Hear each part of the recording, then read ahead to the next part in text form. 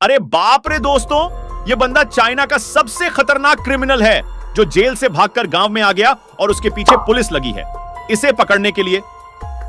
तभी इस बात की खबर इस बंदे को पता चल जाता है। फिर यह बंदा अपने मुंह पर पेंटिंग बनाने लगता है ताकि कोई मुझे पहचान न सके, और लास्ट में इतना खतरनाक पेंटिंग बना दिया ताकि इसे कोई पहचान न सके। पर उसे देखने से पहले अगर आप पुलिस वाले को दिल से सपोर्ट करते हो तो इस वीडियो को लाइक एंड सब्सक्राइब करो, और आपकी क्या इच्छा है बनने की कमेंट में जरूर बताना। वाह दोस्तों, देखो मुंह पर कितना खतरनाक पेंटिंग बना दिया, अब तो पुलिस वाला भी नहीं पहचान पाएगा।